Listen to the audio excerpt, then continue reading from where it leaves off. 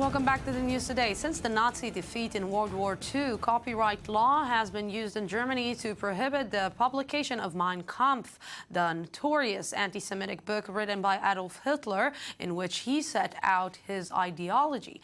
But this is set to change as a new edition with critical commentary will hit the shelves on January the 1st. I-24 News correspondent Ayman Siksik with more on the controversial story. In the mid-1920s, Adolf Hitler published the two-volume manifesto Mein Kampf to almost zero public interest.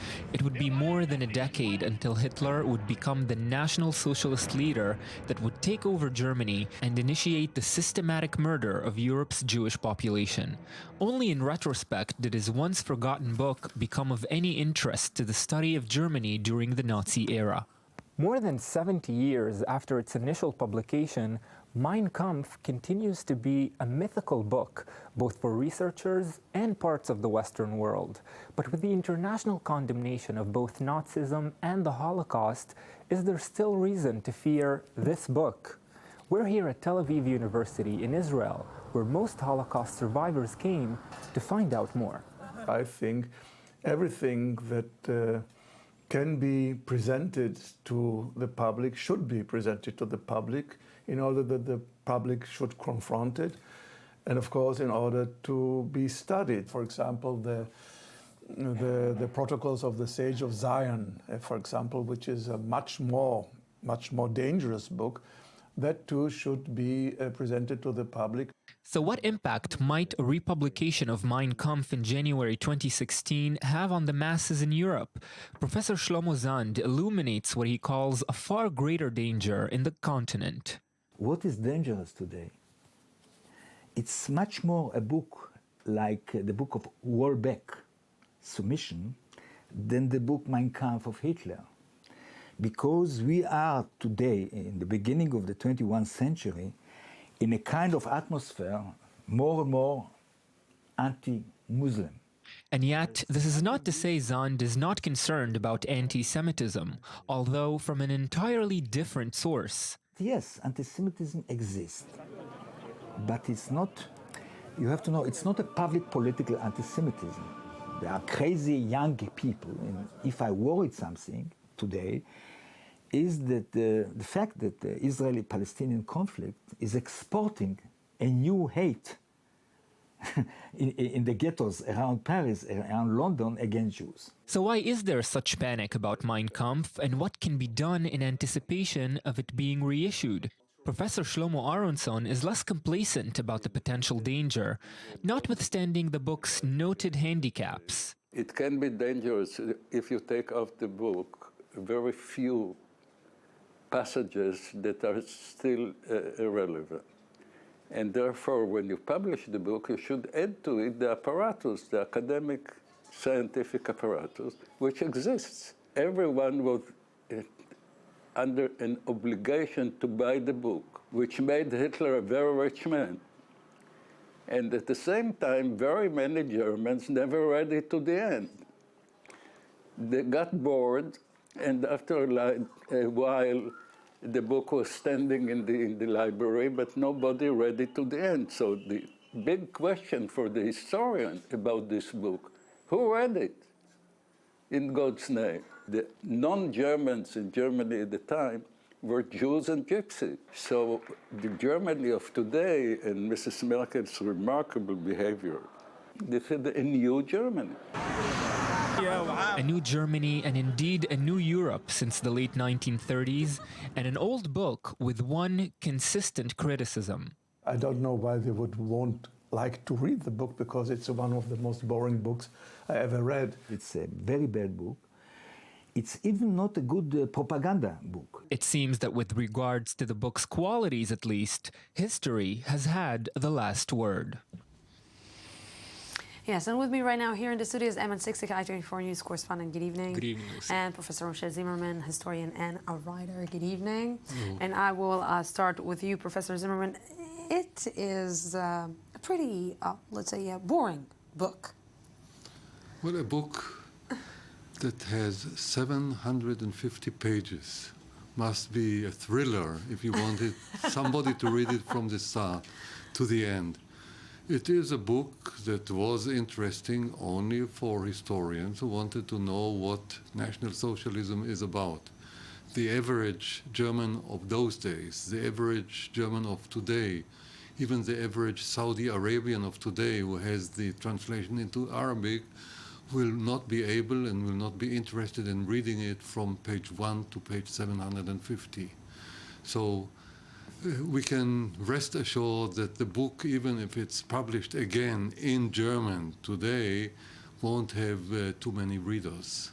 So if it won't have too many readers, and Professor Zimmerman just noticed that the Our World also was very known with the fact that it translated, and it's translated the book to Arab language. Yes, that's right. Arabic It started, early on in the 1930s. It was already translated in Cairo. In the 1950s, it already was published in Beirut. And as late as the 1990s, it could be found in Ramallah. I just found out today that it was a bestseller in Ramallah at that time. But, Ramallah is very small, so a bestseller, that means that Mein Kampf sold somewhat around 10 copies a week. That's a bestseller in Ramallah. However, it does bring about something that's been written and researched a lot, and that's the influence Hitler and Nazism had on the Arab nationalist movement. And that's the whole mystique of this charismatic leader, completely followed and adored by an entire nation, something we can recognize still in the Arab world today, in Iraq with Saddam Hussein, and still in Syria with Assad. So a lot has been said about how much his philosophy of ruling has influenced the Arab world. Yeah, maybe that was, from there came the idea of Benjamin Netanyahu that the Palestinians are the ones to blame for the Holocaust, but the Mufti of Jerusalem. But let's, I'm trying to understand why people are so afraid that this book will be back on the shelves again, why the ideas that already exist, we already read so much about the ideas, the ideology, the Nazi ideology, the history, what we will discover in this book that we didn't discover until now about Adolf Hitler. This is exactly the point. It's ignorance that motivating people to be afraid of this book. Because if you are interested in reading Hitler, you can go to every library and find a lot of what he did, what he wrote, what he spoke about. It's a very easy thing. You can look just into your computer and find everything that he wrote and that he published, and that is published about National Socialism. So the fact that the book in its original language is going to be published again doesn't have to bother anybody. But Hitler is a topic always, and the moment that you have such a break 70 years after the end of Second World War, you might expect an interest of the media, and this is what it's all about. It's nothing beyond it. People are generally knowledgeable of what National Socialism is without reading those 750 pages. And what is more, I think it was mentioned already in your report there, that it's enough, or it's more crucial, to know some sentences, some passages. This is the crucial thing about it. Because if you read about his career as a young man before World War I, or if you read about his successes with his party in the beginning of the 20s, this is really boring. It's not going to influence anybody. Only if you read some passages about anti-Semitism, about racism, about his relations to communism, then of course you might be imbued with this sense of National Socialism. But again, you don't need the whole translation for this purpose. You can find it everywhere. Did this book really actually help Adolf Hitler to get to the position that he got, to be the leader of Germany, of Nazi Germany? No. What helped him to power was his ability to speak to the masses. The fact that he published a book known as Mein Kampf was, of course, decisive. But most of the people didn't know anything about it but the name, Mein Kampf, my war, or my fight against the world. So this is not the explanation for his success. And I think you can measure it even today. The right wing, the radical right wing in Germany of today, doesn't read and doesn't use Mein Kampf. They don't read it because they don't need it. They need other slogans, and they will find them either in excerpts out of Mein Kampf or in whatever you can find on the right wing of the political scene today. And what we're seeing right now in Israel is a lot of, let's say, some kind of an uprising against the publication of the book, like we saw when some theater shows presented Adolf Hitler on the stage, and we remember one of the theater shows that presented here, of course, the cross, the Nazi cross, on the stage. But somehow the Israeli society managed to swallow this pill.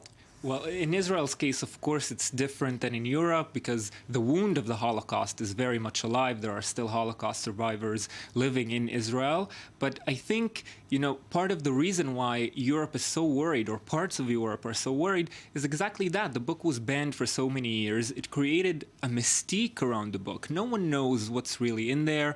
Very few people have read it. And that's why the argument is being made now that the republication with annotations by scholars and historians who will explain this book and possibly have more interesting things to say than Hitler himself will actually help demystify the book and make it less powerful and less frightening. And anyway, this is a digital age. Mein Kampf has been available on the internet in many languages for many, many years now. This really won't change much at all. Let's just 2 days ago, you were sitting here and we talked about the apology, the Germans apologizing all these years about what happened in World War II.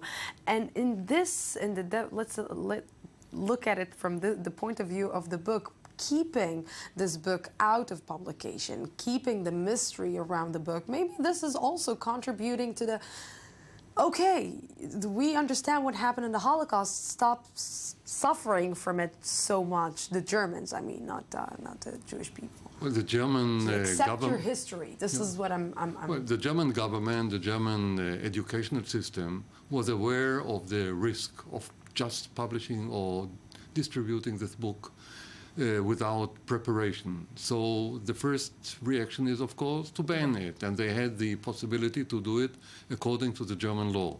Now that the law allows to publish the book, they went to in this direction, an annotated edition of the book. If it is annotated, of course, everybody who reads it can be enlightened about the nature of National Socialism and warned against the effects of National Socialism. So if you read the annotated edition of Mein Kampf, you are more open to be, or more